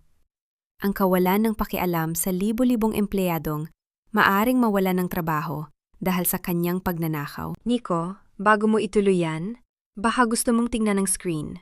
Mahinahong sabi ni Amara.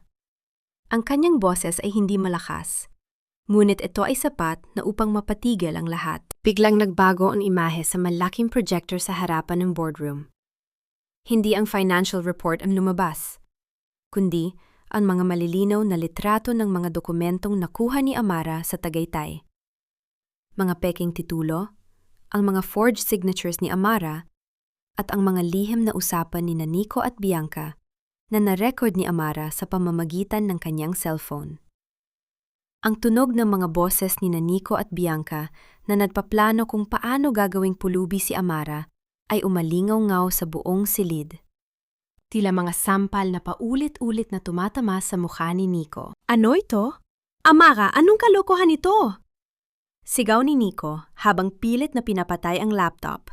Ngunit ang system ay kontrolado na ni Mr. Santos mula sa labas. Iyan ang katotohanan, Nico. Tumayo si Amara. Ang kanyang anyo ay puno ng maringal na kapangyarihan.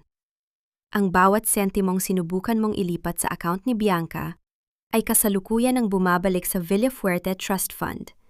Pinirmahan ko ang mga papeles na ibinigay mo, oo.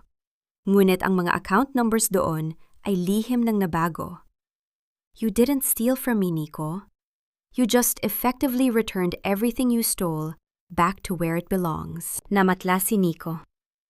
Ang kanyang mga kamay ay nagsimulang manginig habang ang mga board members ay nagsimulang magbulungan ng may halong galit at pagkadismaya. Ang hiya na kanyang pilit na itinago ay tuluyan ng bumuhos sa kanya sa harap ng mga taong dati ay tinitingala siya. Lumingon siya kay Bianca, ngunit ang babaeng dati ay nangangako ng katapatan ay kasalukuyan ng tumatayo at pilit na lumalayo sa kanya. Tila isang daga na unang tumatalon mula sa lumulubog na barko. Amara, listen to me. I did this for us. Patawarin mo ako! Pagmamakaawa ni Nico habang pilit na lumalapit sa kanyang asawa, nuwit huli na ang lahat. Ang mabigat na tunog ng pagbukas ng pintuan ng boardroom ay bumasag sa kanyang pag-asa. Pumasok ang 4 na lalaking nakauniporme ng pulis, kasunod ang abogado ng pamilya Villafuerte.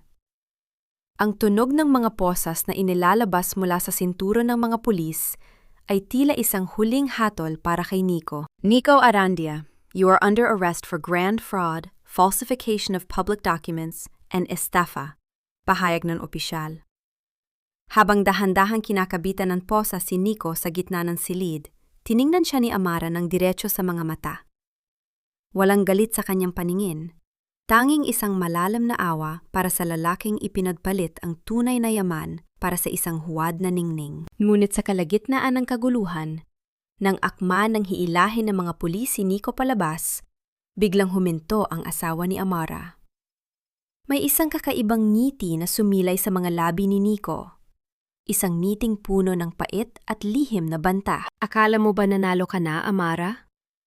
Bulong ni Nico na sapat na upang marinig na kanyang asawa sa gitna ng ingay.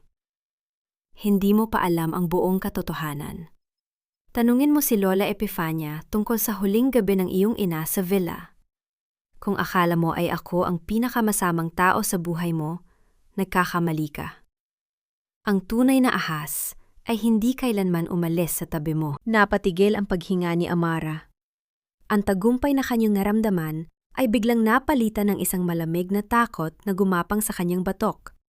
Habang hila-hila si Nico palabas ng mga pulis, naiwan si Amara na nakatayo sa gitna ng boardroom habang ang mga salita ni Nico ay patuloy na umaalingaw sa kanyang isipan, tila isang sumpa na hindi patapos. Sino ang tinutukoy ni Nico? At anong madilim na lihim ang itinatago ng kaisa-isang taong itinuturing ni Amara na kanyang huling pamilya? Wala kang karapatang palayasin ako rito. Akin na ang bahay na ito. At hinding-hindi ko hahayaang bawiin mo ang lahat ng pinaghirapan naming makuha ni Nico. Ang matinis na sigaw ni Bianca ay bumasag sa katahimikan ng hapon sa villa sa Tagaytay. Nakatayo siya sa gitna ng sala, yakap-yakap ang isang mamahaling bag na puno ng mga alahas na ninakaw nila mula sa koleksyon ng ina ni Amara. Ang kanyang mukha, na dati ay puno ng mapang-akit na ganda, ay balot na ngayon ng takot at desperasyon. Ang kanyang mga mata ay nanlilisik, tila isang hayop na nasukul sa isang madilim na sulok. Lumingon si Amara sa paligid ng silid na ito na naging saksi sa kanyang pinakamalalim na pait. Ang amoy ng mamahaling pabango ni Bianca na humahalim-muyak sa hangin ay tila isang lason na kailangang linisin. Sa labas ng malaking bintana, ang mga bulaklak ng sampagita ay tila dahan-dahang yumuyuko, nakikiramay sa bigat ng damdamin na dala ni Amara. Naganap ng mapansin ni Amara ang panyo ng kanyang ina na tinapakan ni Bianca noong nakaraang gabi. Dahan-dahan niya itong pinulot at pinagpag ang dumi, tila ba kasabay nito ay ang paglilinis sa dangal ng kanyang pamilya. Ang bawat hiyas na hawak mo, Bianca, ay may bakas ng dugo at pawis ng aking mga magulang. Ang bawat sulok ng bahay na ito ay hindi mo kailanman pagmamay-ari dahil ang kaluluwa nito ay hindi tumatanggap ng mga tulad mong magnanakaw. Mahinang wika ni Amara, ngunit ang bawat salita ay kasing talim ng isang kris. Nasa labas na ang mga opisyal ng barangay at ang aking mga security personnel. Mayroon ka lamang 5 minuto upang lisanin ang bakurang ito bago kita tuluyang ipakulong kasama ng iyong konsentidor na kasintahan. Nanginig ang buong katawan ni Bianca. Ang kanyang kayabangan ay unting natunaw, pinalitan ng isang matinding hiyang hindi niya mapagtaguan. Sa harap ng mga tauhan ni Amara at ng mga kapitbahay na nagsimulang mag-usisa sa labas, kinaladkad ni Bianca ang kanyang mga maleta. Ang tunog ng mga gulong ng maleta sa sahig na gawa sa bato ay tila isang nakabibinging paalala ng kanyang pagkatalo. Hindi pa ito tapos, Amara. Babalik ako! Huling hirit ni Bianca habang itinutulak siya palabas ng malaking pintuan ng villa. Ngunit nang makarating siya sa labas, ang putik mula sa nakaraang ulan ay dumikit sa kanyang mamahaling sapatos. Tila ba ang lupa mismo ng Tagaytay ay isinusuka ang kanyang presensya.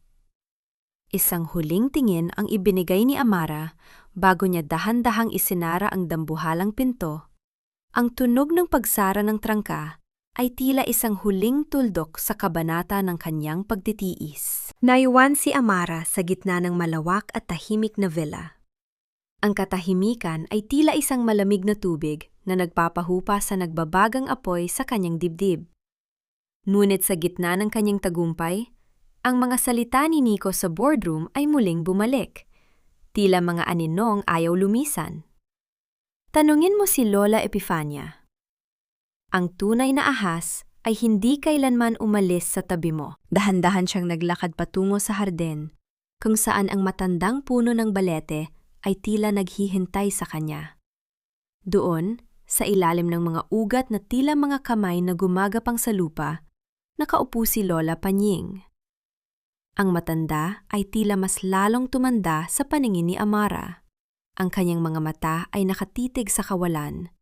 Tila may nakikitang mga bagay na hindi nakikita ng karaniwang tao. Lola, tawag ni Amara. Ang kanyang boses ay puno ng pag-aalinlangan. Tapos na po ang lahat. Wala na si Nico, wala na si Bianca. Pero bakit parang may kulang pa rin? Humarap si Lola Panying sa kanya. Ang kislap ng lampara sa kanyang tabi ay nagbigay ng mahabang anino sa kanyang kulubot na muka.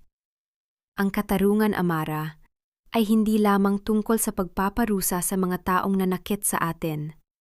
Ito ay tungkol din sa pagharap sa mga katotohanang mas masakit pa sa anumang pagtataksil. Inilabas ni Amara ang lumang susing bakal na ibinigay ng matanda noong nakaraang gabi. Sinabi ni Nico na tanungin ko kayo tungkol sa huling gabi ni Nanay. Lola, ano ang hindi niyo sinasabi sa akin? Nanginig ang mga labi ni Lola Panying. Ang tunog ng kanyang malalim na buntong hininga ay tila isang kaluskos ng mga tuyong dahon sa gitna ng gabi. Dahan-dahan niyang itinuro ang isang maliit na bahagi ng lupa sa paanan ng puno ng balete na tila bago lamang ang pagkakahukay. Nang gabing mamatay ang iyong ina, Amara, Hindi siya namatay dahil sa sakit sa puso tulad ng sinabi ng mga doktor. Bulong ni Lola Panying. Ang kanyang boses ay tila isang tinig mula sa kabilang buhay.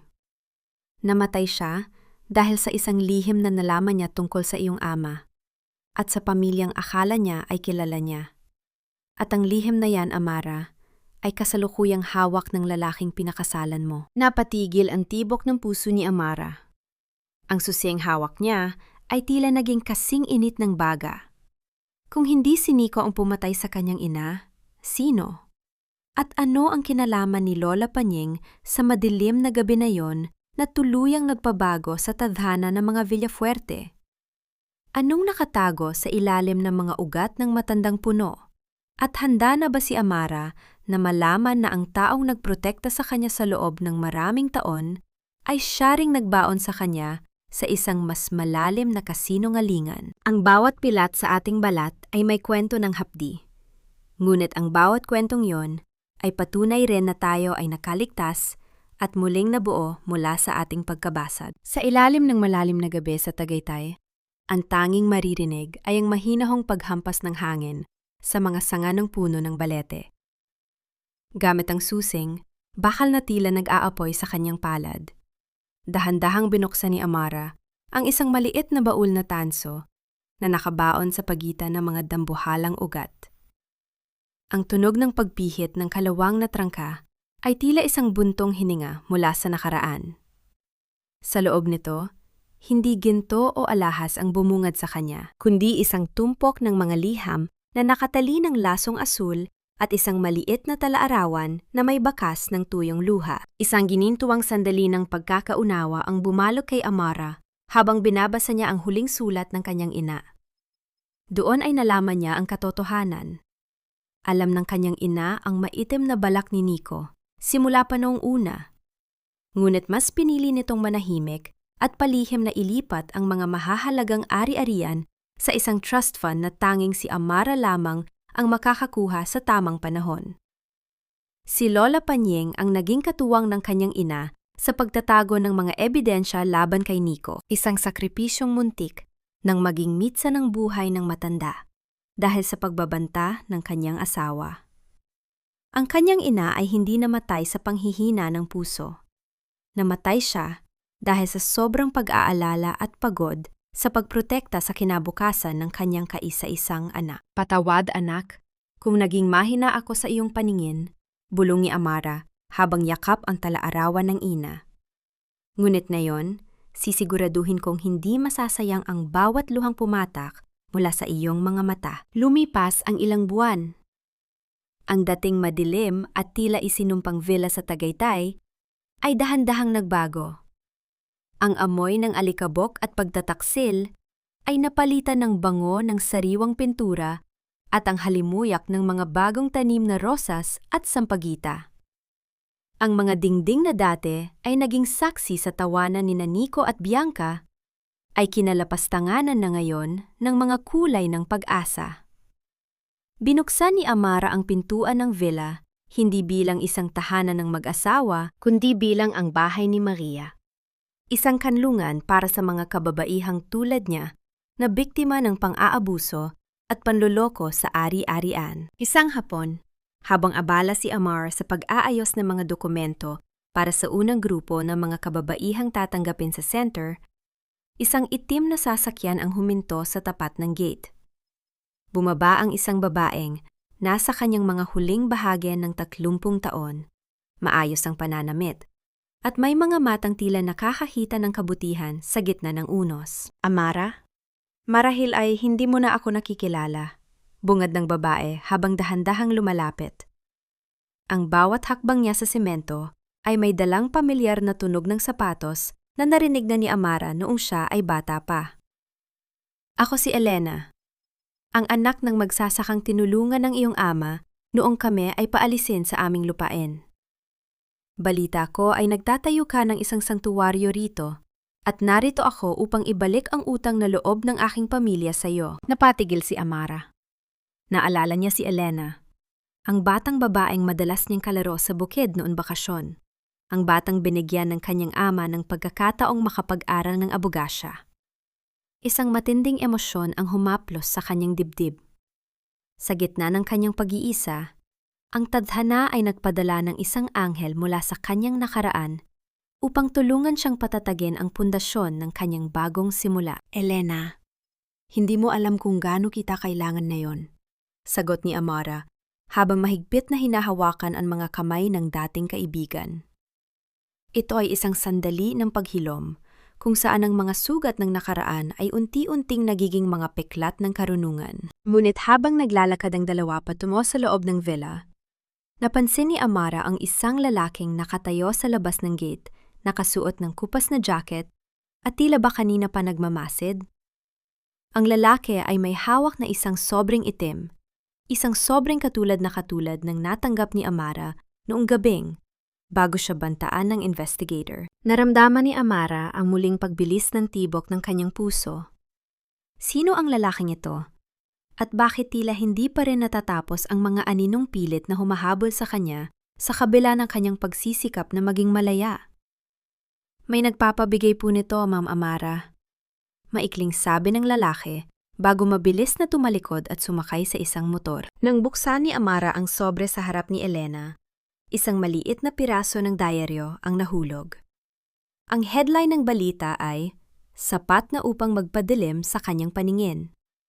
Isang malaking sunog ang naganap sa kulungan kung saan nakapiit si Nico Arandia at ayon sa ulat, walang nakaligtas sa seldang kinaroroonan nito. Ngunit sa likod ng piraso ng diaryo, may nakasulat na isang maikling pangungusap gamit ang pamilyar na sulat kamay ni Nico. Ang impyerno ay hindi lamang sa ilalim ng lupa, Amara. Minsan, ito ay nasa labas lamang ng iyong bintana, naghihintay ng tamang pagkakataon. Nanlamig ang buong pagkatao ni Amara. Buhay ba si Nico? O ito ba ay isang huling laro ng isang taong nais siyang itulak muli sa bangin ng takot at kawalan ng pag-asa? Ang takot ay isang bilangguan na tayo mismo ang gumagawa ng mga rehas. Ngunit sa gabing ito, ako na ang hahawak ng susi upang tuluyang lumaya. Nanginig ang mga daliri ni Amara habang hawak ang maliit na piraso ng diaryo. Ang mga salita ni Nico ay tila mga uod na gumagapang sa kanyang isipan. Ang lamig ng gabi sa Tagaytay ay tila mas lalong tumindi, nanunuot hanggang sa kanyang mga buto. Tumingin siya kay Elena na nooy nakakunot ang no habang sinusuri ang itim na sobre. Ang katahimikan sa pag-itan nila ay nabasag lamang ng malalim na paghinga ni Amara, na tila ba kinakapos siya ng hangin sa gitna ng malawak na harden. Huwag kang matatakot, Amara. I will call my contacts sa bureau. We need to verify if this is really from him or just a sick joke of his remaining allies. Wika ni Elena, ang kanyang boses ay matatag, tila isang angkla sa gitna ng nagnaangalit na dagat. Ngunit sa loob ni Amara, alam niyang hindi ito biro. Nararamdaman niya ang presensya ni Nico, ang pamilyar na bigat ng kanyang kasamaan na tila isang aninong laging nakabuntot. Isang ginintuang sandali ng katapangan ang sumilay sa mga mata ni Amara nang tumingin siya sa mga ilaw ng bahay ni Maria. Doon, sa loob ng villa, ay ang mga kababaihang umaasa sa kanya. Mga pusong sugatan na dahan-dahan niyang tinuturuang muling tumayo. Kung magpapakita siya ng takot, paano niya sila mapoprotektahan?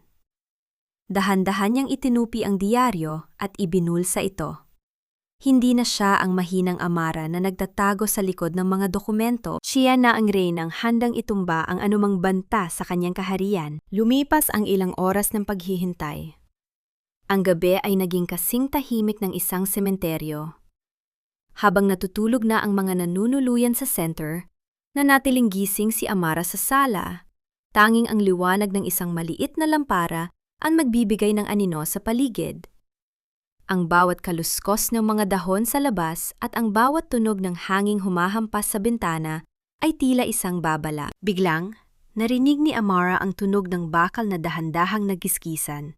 Ang gate sa likuran ng harden na sadyang hindi nga ipinalock ng gabing yon.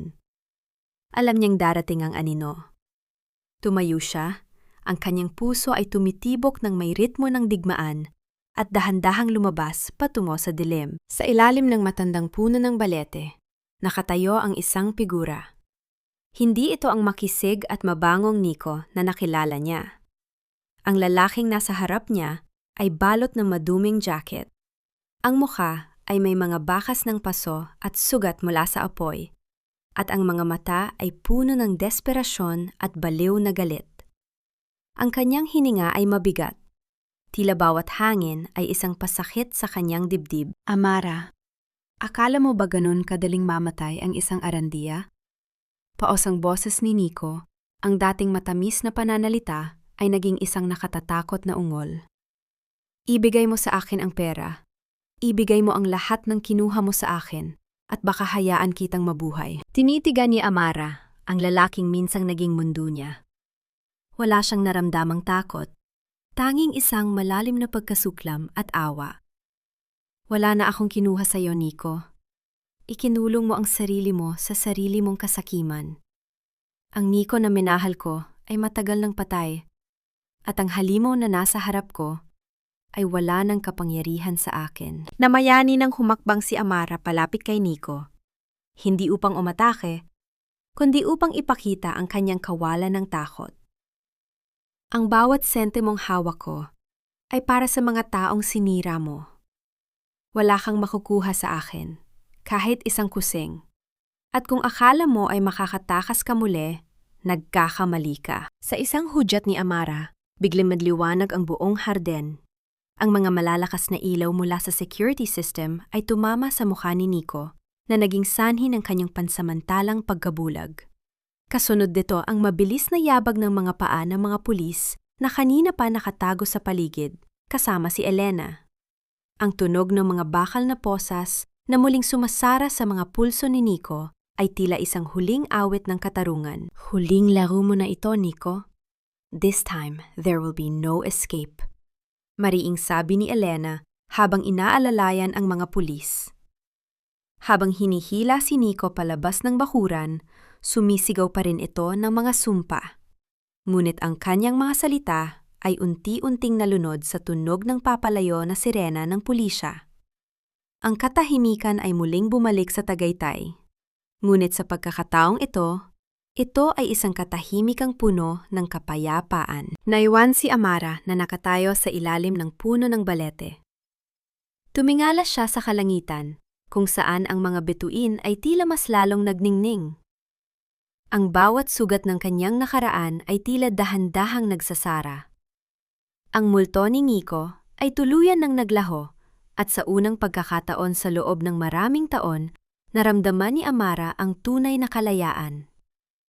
Inabot ni Elena ang balikat ni Amara. It's finally over, Amara. You did it!